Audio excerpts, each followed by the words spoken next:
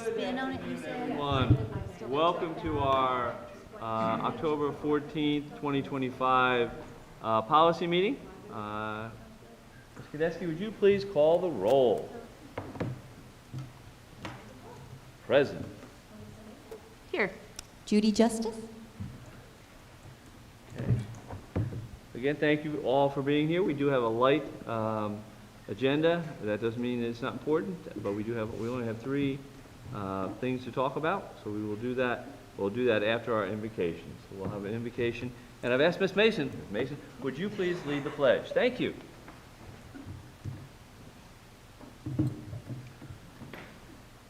Sovereign God, you are our Lord and the keeper of our universe.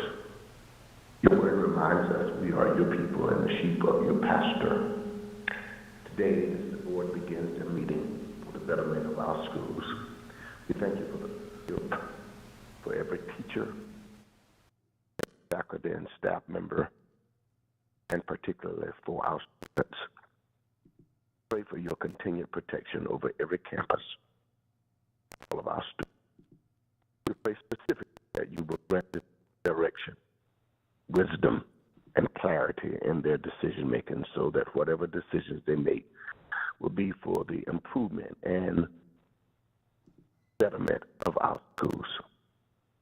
We thank you for your guidance and your loving kindness.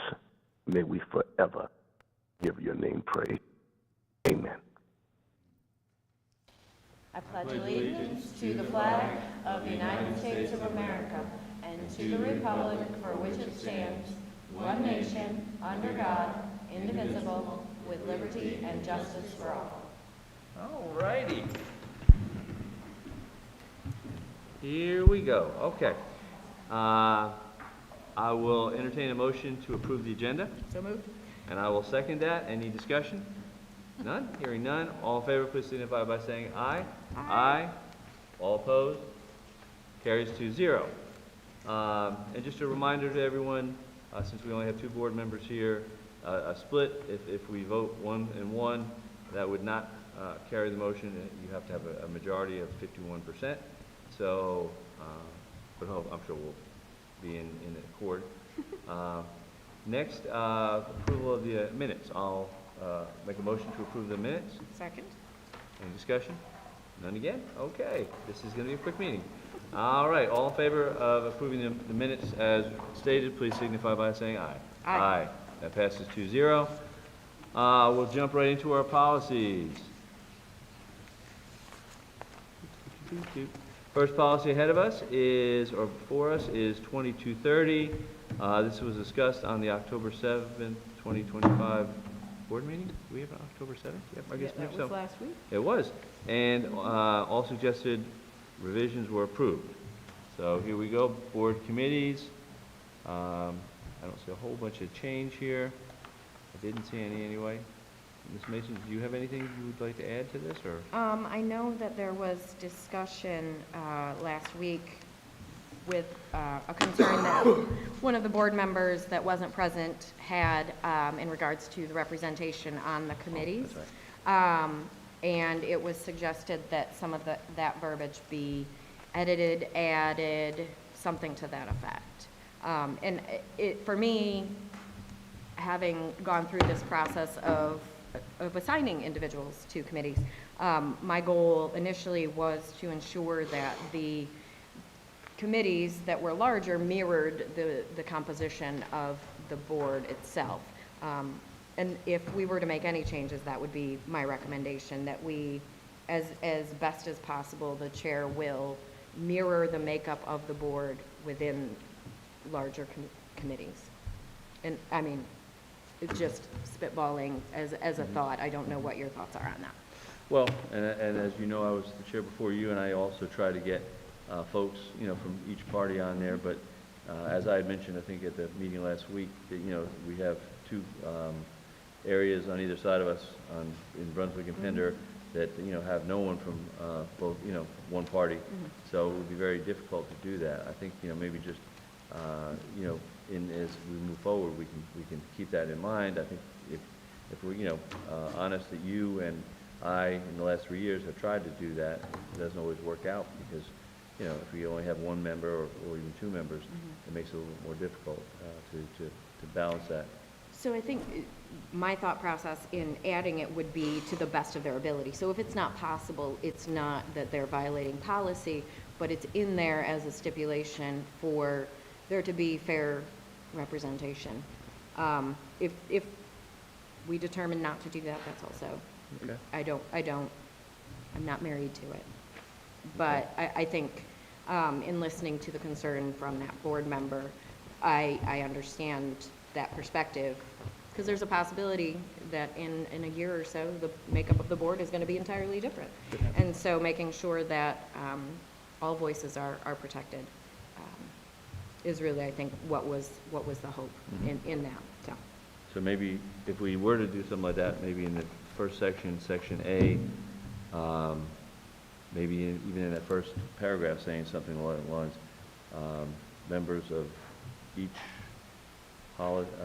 party will be, I would even hesitate to say that, to be quite honest. I would say that and I don't know if the attorney can, help out, but I would say that the makeup of committees will, to the best of our abilities, I can't remember the exact words I just said earlier, but to the best of our abilities will mirror the makeup of the board. So if it is a complete one party, then they're going to make up that one party. If it is a makeup like we have currently, then it will mirror that, where there's a majority of the one party, but also a representative of that. I don't want to necessarily go and say each party will have. I would say it should mirror the makeup of the board as best as possible. Would you like to join in? I agree with Ms. Mason. I'm not in favor of hemming in any way the board chair. I think it should be up to the board chair to decide. That's my personal belief, and I don't think putting any type of restrictions on that choice is advisable, because they will always be open to discussion. I think the committee members serve at the board chair's pleasure, and I think it should read that way. I understand you want to try to make it fair. I'd like to think the board chair is a fair person by definition. So I'm not sure I want to put in any restriction or requirement for the board chair. And I hope that conveys easily. Committee members serve at the board chair's pleasure would be my preference. Well, and you think about, I think about the fact that, as we elect a board chair and vice chair, that they are, we have the ability to say, if that person is not fair, why would we elect, Right, and, right. that's, They won the job because they're fair. right. So, well, Ms. Mason, if would you like to make a motion, or do you want to leave it as is? I mean, I can make a motion, I just don't remember the verbiage that I had. I should have written it down. Maybe just saying what you said before, without getting into anything, that the board chair will do their best to be fair to all members of the board in selection of board committees. And that kind of says it without saying. Ms. Brinson's back there. Branson.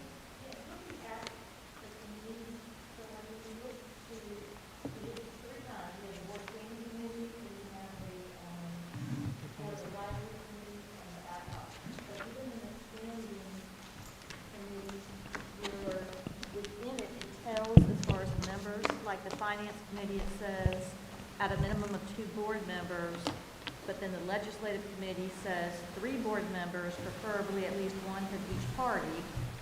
Your policy committee says 3 board members, but doesn't say about the parties. Your student scholarship says all board members. So you kind of would have to make the statement after each single committee, I would imagine, since it's so different. Okay. All right. Well, I'm going to make a motion that we leave policy 2230 as it stands. Okay, I will second it. Okay. All right, any further discussion?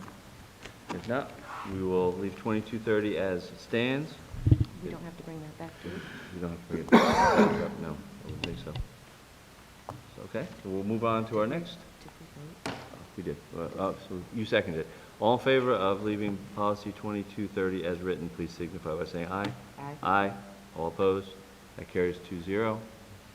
We will carry on. Public participation at board meetings. This one we have the policy that has been approved, 2310. What did I say? Yeah, I said 22. 2310 as approved on the left. And I do want to thank Board Member Bradford for speaking with the sheriff and giving us some food for thought in a second writing of policy 2310, which is on the right. I think that looking at it, Ms. Bradford and I have talked about some things.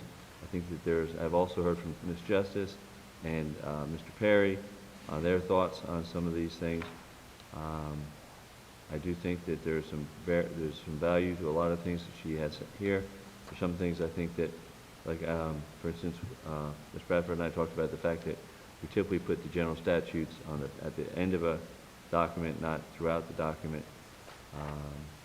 Also, Section G, I had mentioned that is true, and again, and I'll take the blame for that. I did talk to one of our lead folks who were here during my chair time, and they actually did tell me that they would not remove someone unless there were 2 or 3 warnings given.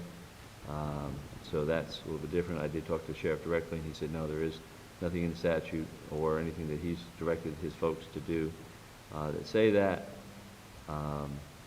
Then going on to Section 7, and I'm going to go look over Mr. Crumpke on this one. If it says, if the board does not hold a regular meeting during the month, the board will not provide a time for public comment at any other meeting held during the month unless the majority of the board votes to allow public comment at the meeting or unless the purpose of the meeting is a public hearing. And I do want to remind everybody that may be watching that we did add early in my tenure a minimum of 3 town hall meetings for the only purpose of hearing from the public. So that is something that has been added above and beyond regular meetings. But there's been some discussion on what exactly is, like, for instance, Mr. Perry shared with me that he feels that the agenda review would be a regularly called meeting, so that if for some reason heaven forbid, we had a hurricane or weather event where we would have to cancel our regular meeting, that we would have the agenda reviewed, that we would have to have a public hearing or a public called audience time. Mr. Crumpke, do you want to give us your thoughts on that?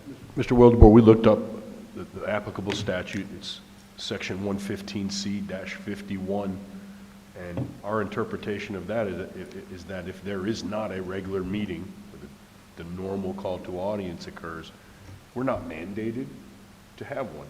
Now, if you want to have one by vote of the board, that's fine. Mm-hmm. I'm not sure the agenda. I don't recall anyone ever attending a call to audience, or rather, we don't have a lot of visitors or spectators at the agenda. I'm not sure. My take is that the law is written so that if, hey, there's an emergency weather-related cancellation, you don't have to plug in a call to audience in some other meeting. I'm inclined to follow that statute, and unless the board is really itching to have that call to audience and they vote for it, I like 7 as it's written. And I mean, I remember in the past couple of years that we've served that there's been at least one incident where there was a state of emergency, and we had to have one of our regular meetings via Zoom or whatever platform we used. And I do recall that individuals that had wanted to speak for call to audience were notified and asked to record their message, and that was played during that meeting. So there was still, even if the meeting was canceled, there was still opportunity for the public to be able to speak. I don't know if or when this has happened, at least in our time on the board, I don't believe that this has ever happened, where if we don't have a meeting, we don't have call to audience. If we've had to have an online meeting, we've still had call to audience, and we've still provided that opportunity for people to be able to participate. So I don't see this as having occurred in the time that we've served. But I do appreciate that there's the majority of the board that votes to allow a public comment. And I know that there are other board members that plenty of us absolutely want to hear from the public, and would, if absolutely we had no other options, would absolutely vote to ensure that the public was heard. So I think that having that stipulation in there is also really helpful in maintaining that the community's voice is still heard. So. Okay. But if I could speak to Please, yeah. all of the rest. Speak. Speak. I love the idea of this. And I've spoken with a couple other board members as well. My only, I guess, suggestion is that there is some repetition and feels like redundancy in some of the letters. And so my thought process, because there was that repetition in D, F, and G, was to somehow combine those in a more cohesive and concise way. Like I said, I love the idea and the concept, and I want to maintain the tone of this, but I want to make sure it's as clear and concise as possible. And so I don't exactly know how we would want to maneuver that, but I wanted to kind of present that before making any assumptions. You said D, F, and G? D, F, and G, because, and I'll just read them. General Statute 143-318.17 makes clear that the presiding officer of the meeting may direct any law enforcement officer to remove that person. And then F, in all other circumstances, law enforcement officer will act under the direction of the presiding officer of the meeting. That means the chairman or other authorized board official must identify the specific individual and issue a directive for removal. For example, officer, please remove the individual in the description who has refused to comply with the chair's instruction. And then G, there is no state statutory requirement for a set number of warnings, such as 2 or 3. Therefore, a set number of warnings will not be set out. When the presiding officer provides a clear instruction, the individual refuses to comply, and the board chair then directs law enforcement to remove that person. Law enforcement officer will enforce that order promptly and professionally. It feels like there's overlap in those, and I don't know if you agree. So that was kind of my thought. Yeah, like I say, I don't think that we need to go through the work, at least I don't think we need to, like G. I think we could just eliminate G, because I don't think we need to necessarily, that's between the chair and law enforcement. I don't know that we need to put that in writing, that, that, because it could be that, I think it's not a bad normal procedure for, there to be a warning. So it's not just, okay, I'm throwing you out, because then it becomes just a circus where we're just, I don't like what you said, so I'm throwing you out, you stepped out of line, so you're getting thrown out, Thank goodness we've gotten away from that. Early in my time on the board, there was a lot of folks that were thrown out. We haven't, knocked on wood, I don't think we've thrown out anybody in recent years, which is a good thing. So I don't know that that's, even though there is no set standard 2 or 3 warnings, giving a warning or maybe even 2 warnings is not a bad idea, instead of just kind of throwing folks out, because at the end of the day, I don't think anybody wants to throw anybody out. It's not like we get that some kind of strength or power from that. I think we do want to hear from folks. We want to hear from them. Sometimes we hear things we don't like to hear, but it is what it is. Mr. Cromford, what do you think about G? I think this entire 6 can be boiled down. There is some redundancy, some extra verbiage.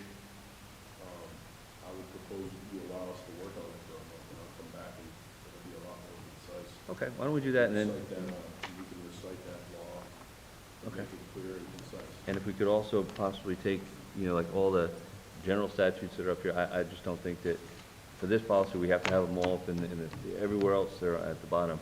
I think maybe putting them down there.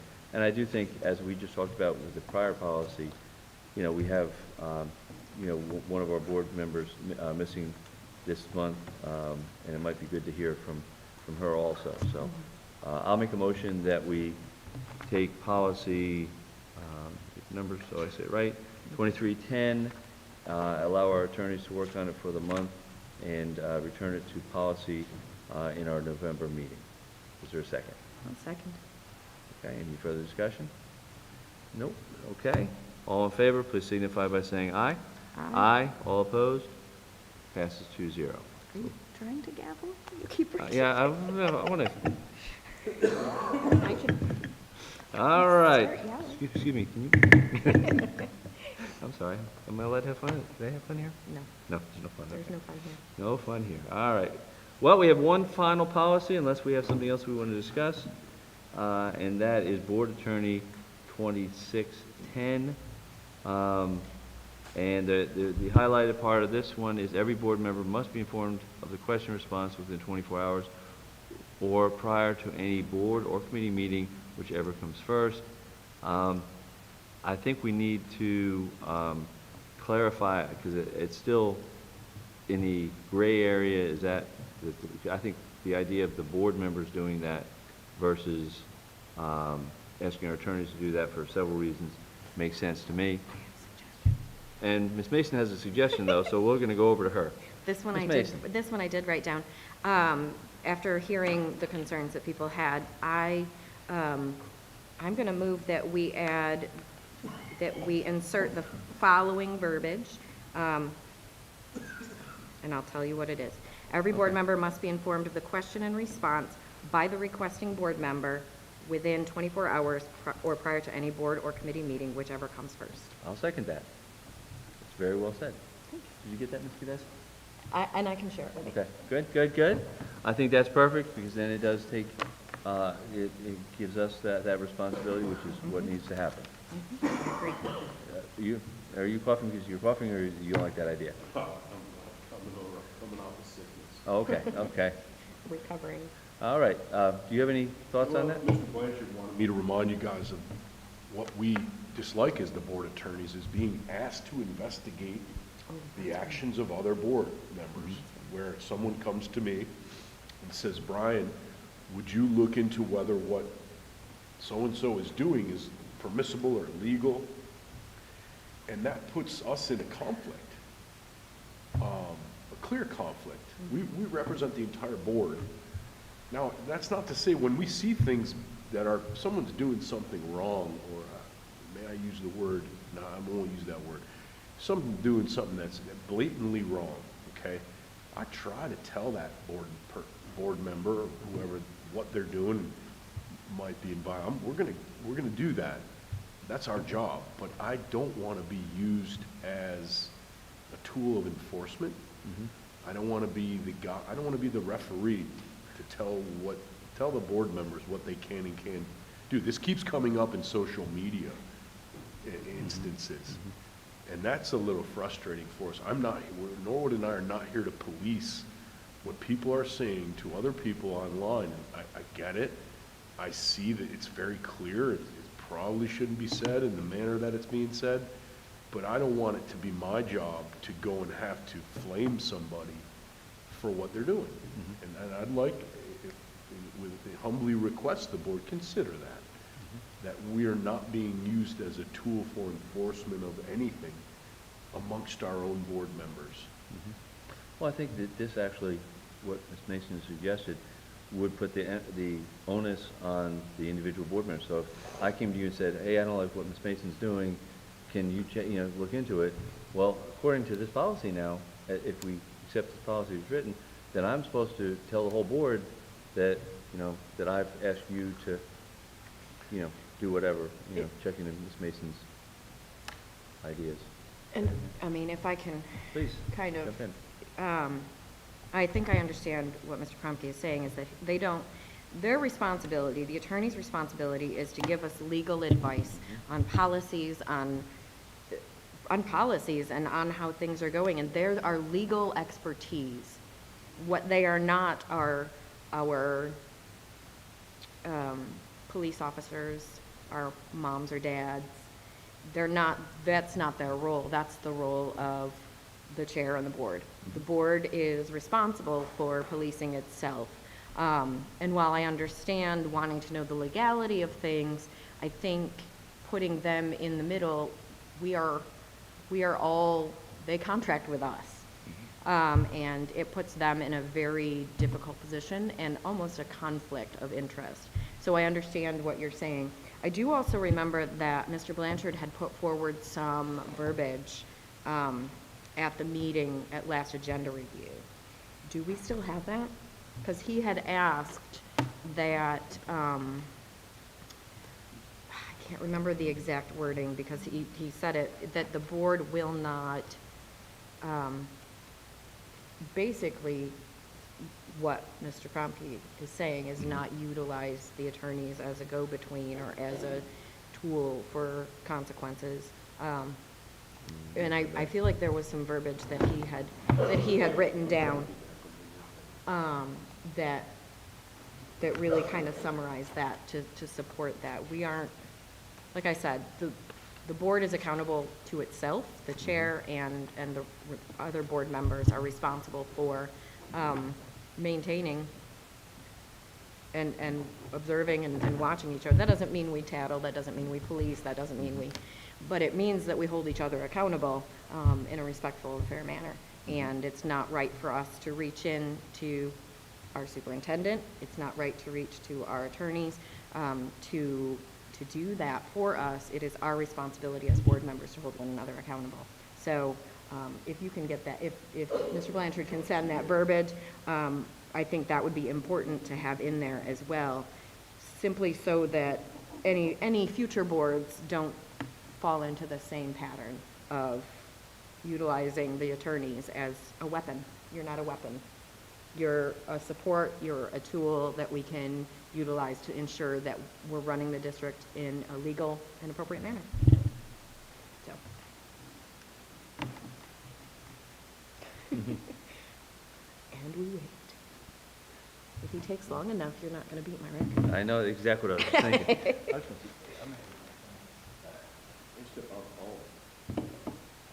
I mean, that's great. Why don't we take a 5-minute recess, and we will be back at 33. 1:33. Math is hard.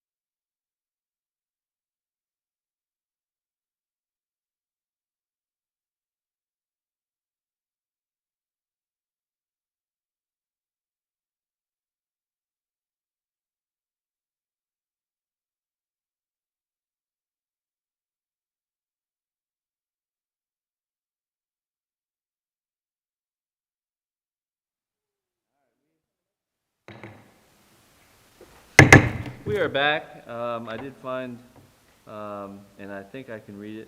It says the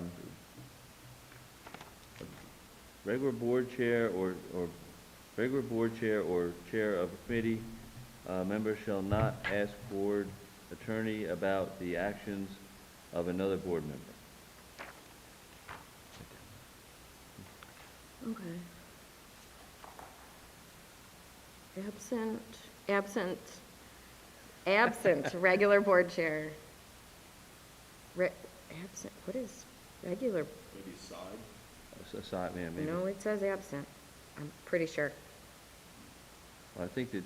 I read a that- lot of messy writing, I so. think that's saying that the regular board, that the board chair can ask Oh, that. absent approval of the board chair, or, That's just approval, yeah. it's oh, approval, yeah. absent approval of, it's either, man, He should have been a we doctor. need Mr. Blanchard to practice his penmanship. Absent the approval of the board chair, or I'm going to say chair of committees, Mhm. board members shall not ask board attorneys about the actions of Another- other board members. Okay. So you'd like to make a motion to put that in, is that correct? At the end of that paragraph? I move that we add, insert, absence of the approval of the board chair or committee chair, board members shall not ask board attorneys about the actions of other board members. I'll second that. If I may, can you plug in legal advice about the actions of other board members, Okay. just to make it more refined? You're killing me, Mr. Franklin. Sorry about that. All right, let me read that. Okay. Okay. So legal, okay. The legality of actions? Yeah. Okay. So let me rephrase. I move that we insert absent approval of the board chair or committee chair, board members shall not ask board attorneys about the legality of actions of other board members. And I would almost, the only thing I would change in that is I think we're opening ourselves up to a plethora of, use that word, plethora of concerns because we have a lot of board, committee chairs. I think it should just be the board chair. I'm fine with that. Yeah. I just want you to do it again. You've already, He sent it to me, I can read it. okay, why don't you go ahead and do that? Unless requested by the chair or directed by a vote of the board, Okay. the board attorney shall not provide legal advice or opinions regarding the actions or conduct of board members. Can I borrow that so I Yes, can make the ma'am. motion? Okay, last time. This is the You last sure? time I'm doing it. Yep, I'm not doing it Okay. again. All right. So I move that we insert At the end of that paragraph. at the end of the paragraph, unless requested by the chair or directed by a vote of the board attorney will not provide legal advice or legal opinions regarding the actions or conduct of board members. I'll second that. Okay, any discussion? Better late than never. Good Well, we got job. it. I'm gonna loan this to Okay, sure, sure. You might get it back. All right, so we have a addition to policy 2610. Any further discussion, Ms. Mason? No. Okay. All in favor of sending it on to the full board for further discussion and vote, please signify by saying aye. Aye. Aye, all opposed, like sign. All right, that passes 2-0. At this point, I will end, unless we have something else, Ms. Mason? I know you're having a good time. I mean, I could delay you so you don't eat my I don't time, get the but I record. don't have anything else. All right, I'll entertain a motion to adjourn. I suppose I Huh? move that we adjourn. I will second that. All in favor, please signify by saying aye. Aye. All opposed. What I would win. you do if I had said no?